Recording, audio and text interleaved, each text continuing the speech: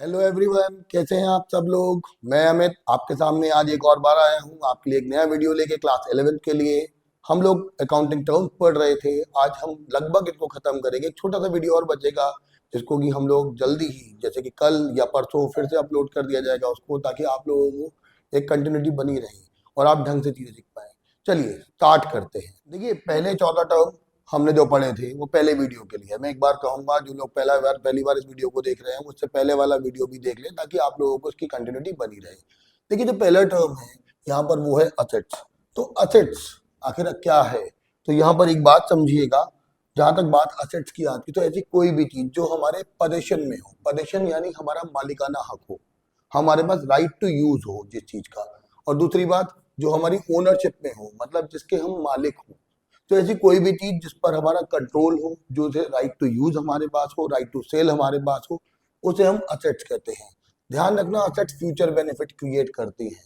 Future benefit create करती है मतलब जिनको हम आज परचेज करते हैं लेकिन मोर देन ईयर यूज करते हैं, जिनका बेनिफिट हमें एक साल से ज्यादा लंबे समय के लिए मिलता है, उनको हम असेट्स कहते हैं। इसमें वो अमाउंट भी शामिल होता है जो कि हमने दूसरे लोगों से लेना होता है। मतलब अगर हम किसी को कोई माल उधार बेचते हैं, तो इन सच अ केस कुछ समय बाद हम उससे कहेंगे, ला भाई तू पैसा दे, तूने माल लिया है। तो ऐसे केस में वो बंदा जिससे हम माल बेचते हैं, जिसे हम आगे जाके पढ़ेंगे डेटर कहते हैं, वो जो डेटर होता है वो भी एक असेट ही होता है। ठीक है, जब आप बात करते हैं असेट्स की, तो असेट्स की डेफिनेशन की बात भी आती है। तो देखिए, असेट्स वो इकोनॉमिक बेनिफिट है, वो फ्यूचर इकोनॉमिक बेनिफिट है जिन पर किसी इंडिविजुअल का या किसी ऑर्गेनाइजेशन का हक होता है, ताकि वो उसे बिजनेस के लिए यूज कर सके। अब हम अगला जो टर्म समझते हैं, इसी टर्म का जो पोर्शन है अगला, वो है classification of assets. Classification of assets basically दो तरह का होता है, जिसमें हम पहली बात पढ़ते हैं करंट असेट्स और दूसरी नॉन करंट असेट्स। मतलब मैं ये कहना चाह रहा हूँ कि असेट बेसिकली दो तरह की होती हैं, एक करंट असेट्स और दूसरी नॉन करंट असेट्स। बात करते हैं करंट असेट्स की, तो करंट असेट्स क्या है? कोई भी ऐसी असेट जो कि 12 महीने के अंदर यानी एक साल के अंदर या एक ऑपरेटिंग साइकिल में कैश में कन्वर्ट हो जाए, तो हाईली लिक्विड होती हैं, तो उनको हम क्या कहते हैं? Current assets. जैसे कैश हुआ, बैंक हुआ, कोई भी प्रीपेड एक्सपेंस हुआ जिसे आपने समय से पहले पेड कर दिया, कोई भी स्टॉक हुआ, कोई भी डेटर हुआ, ये सब करंट असेट्स हैं। करंट असेट को हम रिवॉल्विंग असेट्स भी कहते हैं। करंट असेट को हम सर्कुलेटिंग असेट भी कहते हैं, वो भी बिजनेस में सर्कुलेट होती रहती है बार बार बार बार। इनको हम लोग फ्लोटिंग असेट्स भी बोलते हैं और एक्टिव असेट्स भी कहते हैं। एक्टिव असेट्स कहने का रीजन ये है क्योंकि ये एक्टिवली पार्टिसिपेट करती हैं बिजनेस की प्रॉफिटेबिलिटी को, सॉल्वेंसी को मैनेज करने में। ठीक है, जहां तक बात आती है इतनी, तो इसके बाद जो हमारा अगला जो एस्पेक्ट है वो है नॉन करंट असेट्स का। ऐसी कोई भी असेट जो कि 12 महीने के बाद कैश में कन्वर्ट हो पाएगी या एक ऑपरेटिंग साइकिल के बाद कैश में कन्वर्ट हो पाएगी, उन्हें हम कहते हैं non current assets. Non current assets को हम लोग फिक्स्ड असेट भी कहते हैं। और जो बदलते हुए पर्यावरण में, बदलते हुए सिनेरियो में मैं कहूंगा कि यहाँ पर इनका जो नया नाम है AS10 होता है, अकाउंटिंग स्टैंडर्ड होते हैं अकाउंट्स को, उसमें AS10 में इसको अब PPE कहा गया है, जिसका मतलब होता है प्रॉपर्टी प्लांट एंड इक्विपमेंट। तो अब हम बात करें ऐसी कोई भी एसेट जो कि कंटिन्यूस यूज के लिए ली जाती है, जो कि कंटिन्यूस यूज के लिए ली जाती है। ठीक है, और they are not meant for resale. इनको बेचना आपका पर्पस नहीं होता है, इनका पर्पस होता है कि आप लंबे समय तक इनको होल्ड करेंगे, आप इनको आगे बढ़ाएंगे। जैसे फर्नीचर होता है, प्लांट होता है, मशीनरी होती है, बिल्डिंग होते हैं, इसके अलावा कोई लॉन्ग टर्म इन्वेस्टमेंट हो सकता है। ये सब चीजें जो है नॉन करंट एसेट्स होती हैं। ध्यान रखिएगा, सिंगल मशीन मशीन ही कहलाती है, लेकिन ग्रुप ऑफ मशीन को प्लांट कहा जाता है। अब हम बात करते हैं टेंजिबल एसेट्स की, जो कि नॉन करंट एसेट का ही पार्ट होते हैं। तो ऐसे कोई भी एसेट जिसे हम देख सकते हैं, छू सकते हैं, महसूस कर सकते हैं, उसे हम बोलते हैं टेंजिबल एसेट्स। ये जो टेंजिबल एसेट्स होती है, इसके एग्जांपल जो जैसे मैंने ऊपर बताया, furniture, plant and machinery, motor vehicle, building, fittings, ये सब चीजें टेंजिबल फिक्स्ड एसेट्स हैं। ऐसी कोई एसेट जिसे ना हम देख सकते हैं, ना छू सकते हैं, केवल महसूस कर सकते हैं, we can feel them only, तो उसे बोलते हैं intangible assets. Goodwill, patent, copyright, design, trademark, technical know how, ये सब इंटेंजिबल एसेट्स के ही एग्जांपल हैं। फ्रेंचाइज भी इसी का एग्जांपल है। एसेट का एक टाइप और भी होता है जिसे हम फिक्टिशियस एसेट कहते हैं। कायदे से देखा जाए तो इसको हम लोग डेफर्ड रेवेन्यू एक्सपेंडिचर भी कहते हैं, डेफर्ड रेवेन्यू एक्सपेंडिचर भी कहते हैं। लेकिन ये वास्तव में ऐसी एसेट्स होती हैं जिनको आप अपनी नेकेड आईज से नहीं देख सकते हैं। इनकी कोई मार्केट वैल्यू नहीं होती, जीरो मार्केट वैल्यू होती है। ये होते खर्चे हैं, लेकिन क्योंकि इनका बेनिफिट मोर देन ईयर मिलता है और ऐसी कोई भी चीज जिसका बेनिफिट मोर देन ईयर मिले वो असेट्स होती है, इसलिए इनको असेट माना जाता है। जैसे कोई बिजनेस आपने बनाया, उसके बिजनेस फॉर्मेशन एक्सपेंसेस होते हैं, या कोई आपका खर्चा हो बिजनेस के हैवी एडवर्टाइजमेंट पर, तो वो खर्चा भी इसमें शामिल किया जाता है। तो इस तरह से हमने कुछ असेट्स कवर की हैं। इसके बाद जो अगली हेडिंग है वो है लाइबिलिटीज। देखिए, हम जब बिजनेस करते हैं तो बहुत बार ऐसा होता है कि हमें लोगों से पैसा लेना होता है, तो वो तो हमारी एसेट्स में चली जाती है, लेकिन बहुत बार ऐसा भी होता है कि हमने पैसा देना होता है। तो हमारे बिजनेस ने जो पैसा किसी भी बाहर वाले बंदे को देना है या मालिक को देना है, उसे हम बोलते हैं लाइबिलिटीज। तो देखो लिखा है, it refers to the amount which the business owes to the other या ड्यू टू द अदर। मतलब वो पैसा जो हमारे बिजनेस ने किसी और को देना है, चाहे वो मालिक हो, चाहे वो कोई और हो, चाहे प्रोप्राइटर हो या कोई और हो, उसे हम लाइबिलिटी बोलते हैं। ध्यान रखिएगा, लाइबिलिटी को असेट में से कैपिटल घटा के निकाला जा सकता है। तो लाइबिलिटी दो तरह की होती है, एक होती है इंटरनल लाइबिलिटी और एक होती है एक्सटर्नल लाइबिलिटी। इंटरनल लाइबिलिटी मतलब लाइबिलिटी टुवर्ड ओनर, जैसे हम लोग कैपिटल बोलते हैं। Before going to the capital, हम लोग पहले जानेंगे वेल्थ क्या होती है। देखिए, वेल्थ मतलब ऐसी किसी इंसान की टोटल प्रोस्पेरिटी, किसी इंसान की जो टोटल हैसियत होती है। अगर मैं कहूँ तो बहुत लोकल वर्ड में कहूँ तो औकात, किसी इंसान की जो औकात होती है यानी हैसियत होती है, उसको हम कहते हैं उसकी वेल्थ। मान लीजिए किसी इंसान की वेल्थ 10 करोड़ रुपया है, अब वो बिजनेस में केवल 1 करोड़ लगा रहा है, तो उसकी वेल्थ 10 करोड़ है और 1 करोड़ वो बिजनेस में लगा रहा है, तो वो 1 करोड़ कैपिटल कहलाएगी। आउट ऑफ वेल्थ जो पैसा कोई बिजनेसमैन बिजनेस में लगाता है उसे हम बोलते हैं कैपिटल। तो कैपिटल जो होती है ये, इसके लिए बिजनेस का जो मालिक है वो क्रेडिटर फॉर कैपिटल कहलाता है। हमेशा ध्यान रखिएगा, अगर जो पैसा बिजनेस का मालिक बिजनेस में लगाता है उसके लिए वो क्रेडिटर फॉर कैपिटल कहलाता है, क्योंकि वो एक कमिटमेंट माना जाता है यहाँ पर कि जो पैसा बिजनेस का मालिक बिजनेस में लगा रहा है, अगर बिजनेस जब बंद होगा तो वो पैसा बिजनेसमैन को वापस करेगा, क्योंकि दोनों को अलग अलग माना जाता है सेपरेट लीगल एंटिटी कंसेप्ट के हिसाब से, जो हम अगली क्लासों में पढ़ेंगे। ध्यान रखिएगा, जब इंटरेस्ट ऑन कैपिटल की बात आती है तो वो क्या है भाई। देखिए, कैपिटल लगाओगे, अगर वो बिजनेस किसी और से बाहर से पैसा लेता तो वो भी तो ब्याज देता। मालिक से पैसा ले रहा है तो मालिक को भी वो ब्याज देगा। तो interest on capital is a reward of compensation of capital, मतलब कैपिटल के अगेंस्ट आपको इंटरेस्ट ऑन कैपिटल मैनेज करना पड़ता है। ध्यान रखना, कैपिटल एक मैन मेड रिसोर्स होता है, मतलब इंसान ने बनाया है। जैसे लैंड होता है ना, ऐसे नेचर होता है, ऐसे जैसे भगवान ने बनाया, ऐसा नहीं होता। कैपिटल जो है वो भगवान ने नहीं बनाया, इंसान ने बनाया है। ध्यान रखिएगा एक बात और, कि सारी वेल्थ कैपिटल नहीं होती, लेकिन सारी कैपिटल वेल्थ होती है। मतलब मैंने आपको एग्जांपल दिया था कि एक बंदे के पास 10 करोड़ रुपया है, उसने वो 1 करोड़ बिजनेस में लगाया, तो 10 करोड़ उसकी वेल्थ है। वेल्थ का जो पोर्शन बिजनेस में लगा उसे कैपिटल कहते हैं। तो हम कह सकते हैं all capital are wealth but all wealth are not capital. उम्मीद करता हूँ इतनी बात समझ में आई होगी। जो कैपिटल होती है इसको हम लोग नेटवर्थ भी बोलते हैं, इनको हम इंटरनल इक्विटी भी बोलते हैं, उनको ओनर्स फंड भी कहा जाता है और प्रोप्राइटर फंड भी कहा जाता है। ध्यान रखिएगा, जो कैपिटल होती है इसका बेसिक टारगेट यही होता है कि बिजनेस में हम असेट खरीद सके, बिजनेस में हम खर्चे कर सके, वो सब खर्चों को पूरा करने के लिए, उन रिक्वायरमेंट को पूरा करने के लिए कैपिटल की कैलकुलेशन की जाती है। जो कैपिटल होती है उसको हम असेट में से लायबिलिटी घटा के कैलकुलेट कर सकते हैं। ठीक है, अब जो अगली बात आती है, जो अगला टर्म है वो है एक्सटर्नल लायबिलिटी। देखिए, बिजनेस ने बिजनेस के मालिक से तक जो डीलिंग करी वो इंटरनल इक्विटी हो गई, यानी कि कैपिटल हो गई। लेकिन जो एक्सटर्नल लायबिलिटी है, मतलब वो पैसा जो बिजनेस ने मालिक के अलावा किसी और को देना है, उसे हम क्या बोलेंगे, उसे हम बोलते हैं एक्सटर्नल लायबिलिटी। एक्सटर्नल लायबिलिटी जो है वो दो तरह की होती है, करंट लायबिलिटी और नॉन करंट लायबिलिटी।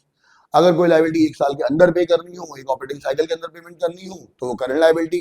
जैसे क्रेडिटर होता है, बिल्स पेबल होता है, आउटस्टैंडिंग एक्सपेंस होता है, बैंक ओवरड्राफ्ट होता है। अब कहेगा कोई भाई हमें क्रेडिटर तो पता है कि हमारे बिजनेस से जिनसे पैसा लेना हो, ये बिल्स पेबल क्या होता है। तो देखिए, अगर बाय द वे मान लीजिए हमने किसी से कोई माल खरीदा है, अब वो हमसे कहता है कि भाई मुझे आप कितने समय बाद पेमेंट करोगे, तो हमने कहा कि भाई हम आपको 2 महीने बाद पेमेंट कर देंगे। अब मान लीजिए वो कहता है कि नहीं भाई मेरे को सेटिस्फेक्शन नहीं हो रहा, आप रिटर्न एक्नॉलेजमेंट दीजिए मुझे। अगर हम रिटर्न एक्नॉलेजमेंट जारी कर देते हैं इसके लिए हमारे क्रेडिटर को कि we will pay after 2 month, तो वो रिटर्न एक्नॉलेजमेंट बिल पेबल कहलाता है। इस बिल का पेमेंट आपको करना पड़ता है, ये लायबिलिटी होती है। आउटस्टैंडिंग एक्सपेंस, ऐसे एक्सपेंस जिनका पेमेंट करना बाकी है, यानी expenses due but not paid, इनको आउटस्टैंडिंग एक्सपेंस कहा जाता है। बैंक ओवरड्राफ्ट मतलब जिसको ओवरड्रॉन भी बोलते हैं, जितना पैसा हमारा बैंक में जमा है उससे ज्यादा पैसा अगर हमें बैंक निकालने की फैसिलिटी दे देती है तो उसे हम बैंक ओवरड्राफ्ट कहते हैं। ये सब करंट लायबिलिटी के एग्जाम्पल है। नॉन करंट लायबिलिटीज ऐसी लायबिलिटीज जो कि 1 साल के बाद या 12 महीने के बाद या एक ऑपरेटिंग साइकिल के बाद पेमेंट करनी हो, उन्हें हम लॉन्ग टर्म लायबिलिटी कहते हैं। जैसे आपने कोई लॉन्ग टर्म लोन बैंक से ले रखा हो, ठीक है, लॉन्ग टर्म लोन बैंक से ले रखा हो, या फिर कोई बैंक लोन हो, कोई मॉर्गेज लोन हो। मॉर्गेज लोन होता है, देखिए मॉर्गेज नहीं होता, मॉर्गेज होता है। इसको बोलते हैं असेट को गिरवी रख के लोन लेना। कोई एसेट गिरवी रखे उसके बदले में लोन लिया। जनरली जितने भी बैंक लोन होते हैं सब मॉर्गेज लोन ही होते हैं, ठीक है। उम्मीद करता हूं इतनी बात आपको समझ में आ रही होगी। अब इसका जो अगला टॉपिक है, जो अगली हेडिंग है, हम उसको कवर करते हैं, जो कि है ड्राइंग्स। देखिए बिजनेस का मालिक बिजनेस में जब अपना काम चला रहा है तो उसको भाई कुछ पैसे चाहिए होंगे अपनी फैमिली को चलाने के लिए। भाई वो भी तो अपना फैमिली चला रहा है, उसके भी मम्मी पापा होते हैं बिजनेसमैन के, उसके भी परिवार होता है, उसकी वाइफ भी होती है, उसके बच्चे भी होते हैं। अब आप सोच के देखिए कि भाई वो अपने पर्सनल नीड के लिए अगर वो कोई पैसा बिजनेस से निकालता है या कोई माल बिजनेस से निकालता है तो उसको विड्रॉल या ड्रॉइंग्स कहा जाता है। देखिए लिखा है एनी कैश और value of goods withdrawn by the proprietor for his और हर पर्सनल यूज, ठीक है। भाई मेल फीमेल कोई भी बिजनेस कर सकता है ना, इसलिए इधर दोनों लगाया गया है। या कोई प्राइवेट पेमेंट अगर वो कर दे आउट ऑफ बिजनेस फंड, यानी कैपिटल में से कोई पेमेंट कर दे, तो उसको हम ड्राइंग्स बोलते हैं। ध्यान रखना ड्राइंग्स आपकी कैपिटल में रिडक्शन करती है। ड्राइंग्स जो है वो आपकी कैपिटल में रिडक्शन करती है। मतलब मालिक ने जब पैसा लगाया तो कैपिटल थी, अब वो कैपिटल में से कुछ पैसा निकाल ले रहा है तो कैपिटल कम भी तो होगी भाई। ऐसा कैसे होगा कि नहीं होगी। तो जैसे हम लोगों ने जब कैपिटल लगाई थी तो हमें इंटरेस्ट ऑन कैपिटल मिला था। अब हमने कोई पैसा विड्रॉ किया है, हमें भी तो ब्याज देना पड़ेगा, वही सेपरेट लीगल एंटिटी कंसेप्ट। तो यहाँ पर जो रिवॉर्ड होता है इंटरेस्ट ऑन ड्राइंग का, वो सॉरी ड्राइंग का, वो इंटरेस्ट ऑन ड्राइंग्स होता है। जो अगला टर्म है वो है ट्रेड रिसीवेबल। देखिए ट्रेड रिसीवेबल क्या है। हमारा बिजनेस दो तरह से माल बेचता है, या तो नगद या उधार। नगद बेचेगा तो कैश सेल्स हो जाएगी, लेकिन अगर उधार बेचा है तो वो क्रेडिट सेल्स है। क्रेडिट सेल्स के रिगार्ड में एक बात ध्यान रखिएगा, जिस इंसान को या जिस पार्टी को हमने अपना माल उधार बेचा है तो वो हमें बाद में फ्यूचर पेमेंट करेगा, तो हमारी एसेट है। ऐसी एसेट को हम बोलते हैं डेटर। तो देखिए क्या लिखा है, जो ट्रेड रिसीवेबल है, ठीक है ना, उसका मतलब क्या है, अमाउंट रिसीवेबल और account of on account of credit sales of goods और सर्विसेज रेंडर्ड। मतलब हमने किसी को उधार माल दिया है या उधार सर्विसेज दी है, सर्विसेज का पेमेंट उसने बाद में करने की बात कही है, तो वो ट्रेड रिसीवेबल होगा। दो तरह का होगा, डेटर और बिल रिसीवेबल। अब जानना पड़ता है कि डेटर कौन होता है, तो देखिए जरा डेटर क्या है। डेटर के लिए मैं कहूं तो डेटर वो जिसने हमारे बिजनेस को पैसा देना है, मतलब हमारे बिजनेस ने जिनसे रुपया लेना हो। हमने उधार माल बेचा, हम कहेंगे भाई पैसा दो अभी तो हमारा काम चलेगा, आपने माल लिया है, यू आर लायबल टू पे। अगर वो हमें हमारे लिए जिम्मेदारी लेगा कि हाँ भाई हमसे मैंने माल लिया है, मैं आपको पेमेंट करूंगा, तो हम उसे डेटर बोलते हैं। डेटर जो होता है वो क्रेडिट सेल्स की वजह से बनता है। अब डेटर का जो टाइप है वो 3 तरह का है। देखिए एक डेटर ऐसा होता है जो पूरा पैसा टाइम पर पेमेंट कर देता है, बल्कि समय से पहले भी कई बार दे देता है, उसे हम बोलते हैं गुड डेटर। लेकिन कभी कभी कुछ डेटर ऐसे भी होते हैं जहां पर हमें लगता है कि ये पैसा पेमेंट करेगा भी कि नहीं करेगा, भाई डाउट में रहता है, तो उसे बोलते हैं डाउटफुल डेट, जहां पे कुछ पैसा डूबने की प्रोबेबिलिटी रहती है। लेकिन कुछ लोग ऐसे भी होते हैं जो बैंक करप्ट हो जाते हैं, इंसॉल्वेंट हो जाते हैं, तो उनसे कुछ भी नहीं रिकवर हो पाता, तो ऐसे केस को हम लोग बोलते हैं बैड डेट। तो डेटर 3 तरह का हुआ, गुड डेट जिनसे पूरा पैसा मिलेगा, देखिए गुड डेट जिनसे पूरा पैसा मिलेगा, डाउटफुल जिनसे कुछ पैसा डूब सकता है, और बैड डेट जिनको हम लॉस असेट्स भी कहते हैं, जिनसे हमें कुछ भी नहीं मिलेगा, सब कुछ डूब जाएगा। अब अगर यही डेटर हमारे लिए रिटर्न एक्नॉलेजमेंट दे दे कि भाई मैं आपको आज से 1 महीने बाद 2 महीने बाद पेमेंट कर दूंगा, तो रिटर्न एक्नॉलेजमेंट को बोलते हैं बिल रिसीवेबल। और ध्यान रखिएगा डेटर और बिल रिसीवेबल दोनों को मिला के हम लोग ट्रेड रिसीवेबल कहते हैं। ये तो मैंने आपको हेडिंग की शुरुआत में ही बताया, ठीक है। ट्रेड रिसीवेबल एक असेट्स होते हैं, बैलेंस शीट में असेट साइड में शो किए जाते हैं, ठीक है। अब हम अगले टर्म की बात करते हैं। अगला टर्म है ट्रेड पेबल। देखिए अगर हमने कोई सर्विसेज किसी से उधार ली है, या कोई माल उधार लिया है, या कुछ रुपया उधार लिया है, तो वो हमारे लिए ट्रेड पेबल बनते हैं। तो क्या लिखा है, देखिए amount payable on account of goods purchase और सर्विसेज टेकन। हमने कोई सर्विस या माल किसी से लिया है जिसके रिगार्डिंग हमको फ्यूचर में पेमेंट करना है, वी आर लायबल टू पे। हमारा बिजनेस उनको पे करेगा, ऐसा उसने कमिटमेंट किया है बिजनेस ने, तो हम उसे बोलेंगे ट्रेड पेबल। ट्रेड पेबल 2 तरह के हैं, क्रेडिटर और बिल पेबल। देखिए हमारे बिजनेस ने जिनको रुपया देना है, ठीक है, यानी टू वूम आर बिजनेस ओड, वो होते हैं क्रेडिटर। क्रेडिटर जो होते हैं क्रेडिट परचेजेस से जनरेट होते हैं। हम जब माल परचेज करते हैं वो उधार, या किसी से लोन ले लिया, पेमेंट करना है, या कोई एम्प्लॉय हमारे यहाँ काम कर रहा है, उसको हमने सैलरी वगैरह पेड नहीं करी है, तो वो हमारा क्रेडिटर कहलाएगा। क्रेडिटर मतलब वो जिन्होंने हमारे बिजनेस से पैसा हम लेना है, जो हमारे बिजनेस को कह सकता है लाओ भाई लाओ पैसा लाओ, तो हमें देना पड़ेगा क्योंकि हमने उनका बेनिफिट लिया है। ठीक है, तो जो क्रेडिटर होते हैं वो भी तीन तरह के होते हैं। एक होता है जिसे हम बोलते हैं क्रेडिटर फॉर गुड्स, जिनसे हमने उधार माल खरीदा है, वो होते हैं क्रेडिटर फॉर गुड्स। ऐसे ही दूसरा होता है क्रेडिटर फॉर लोन, जिनसे हमने बिजनेस को चलाने के लिए कुछ कर्जा लिया है। तीसरा होता है क्रेडिटर फॉर एक्सपेंस, जैसे हमारा स्टाफ है, महीने के एंड में वो कहता है साहब मैंने आपके लिए काम किया, मुझे सैलरी पेड कीजिए, तो वो क्रेडिटर फॉर एक्सपेंस होता है। ठीक है, कई बार लोग ये भी कहते हैं क्रेडिटर फॉर कैपिटल, ठीक है ना, उसे हम लोग प्रोप्राइटर बोलते हैं। बिल्स पेबल क्या है? रिटर्न एक्नॉलेजमेंट, कि भाई हम पेमेंट करेंगे, इसके लिए रिटर्न एक्नॉलेजमेंट क्या होगा? बिल्स पेबल, जैसे मैंने पहले ही बताया है आपको। तो ये फ्यूचर डेट पे पेमेंट का एक एक्नॉलेजमेंट होता है। ठीक है, उम्मीद करता हूँ इतनी बात समझ में आ रही होगी अच्छे तरीके से। और अगर आपको कोई क्वेरी रहती है तब भी, तो आप कमेंट बॉक्स में जाके वो क्वेरी पूछ सकते हैं। और इस बात को भी ध्यान रखिएगा कि मेरी कोशिश रहती है कि आपको सब चीजें ढंग से समझाई जाए, लेकिन अगर फिर भी कोई ऐसी चीज है तो कमेंट बॉक्स में लिखिए कि भाई ये चीज रह गई। और मैं आपसे इतना कहूंगा कि जब भी आप आते हैं कमेंट बॉक्स में, तो अपनी अटेंडेंस जरूर लगाया करिए, ताकि पता तो चले भाई कौन कौन कहाँ कहाँ से है। ऐसे ही तो बात बढ़ेगी आगे, हम आपके हो पाएंगे और आप हमारे हो जाएंगे। देखिए, इसके बाद जो अगली बात है वो है एंट्री। देखिए, एंट्री क्या होता है? मैंने आपको बताया था ट्रांजेक्शन और इवेंट। ट्रांजेक्शन और इवेंट को रिकॉर्ड करते हैं हम लोग। जब ट्रांजेक्शन को रिकॉर्ड किया जाता है तो वो रिकॉर्डिंग के पर्पज से वो ट्रांजेक्शन एंट्री कहलाता है। देखिए, एंट्री क्या है? व्हेन अ ट्रांजेक्शन और event is recorded in the books of account, it is known as entry. मतलब रिकॉर्डिंग के पर्पज से उस ट्रांजेक्शन को एंट्री कहा जाता है। मैंने बताया था डे टू डे एक्टिविटी जिससे फ्लो होता है उसे हम ट्रांजेक्शन बोलते हैं, और ट्रांजेक्शन का जो कंक्लूजन होता है उसे हम इवेंट बोलते हैं। जैसे मान लीजिए मैंने आपसे कहा कि हमने कोई गुड्स परचेज किया, ठीक है, तो देखिए गुड्स परचेज मान लीजिए ₹100 का है, और गुड सोल्ड मान लीजिए ₹150 का है, तो ये एक ट्रांजेक्शन है, ये एक ट्रांजेक्शन है। इन ट्रांजेक्शन को बुक्स में रिकॉर्ड करेंगे तो ये एंट्री कहलाएगा। अब एक बात ये भी देखिए संग के संग, यहाँ पर एक अमाउंट क्रिएट हुआ है जो कि प्रॉफिट कहलाएगा ₹50। ये इवेंट है, ध्यान रखना। Conclusion of transaction is known as event. मैंने आपको बताया था कि ट्रांजेक्शन का जो कंक्लूजन होता है, जो कॉन्सिक्वेंस होता है, जो रिजल्ट होता है, उसे इवेंट कहते हैं। तो किसी भी ट्रांजेक्शन या इवेंट को बुक्स में जब रिकॉर्ड किया जाता है तो उसे हम एंट्री कहते हैं। अगला छोटा सा टर्म है टर्नओवर। टर्नओवर का मतलब सेल्स या रेवेन्यू फ्रॉम ऑपरेशन होता है। मतलब बिजनेस जो भी सेल्स करता है, चाहे वो नगद हो चाहे वो उधार हो, ठीक है, उसको हम लोग रेवेन्यू फ्रॉम ऑपरेशन या टर्नओवर कहते हैं।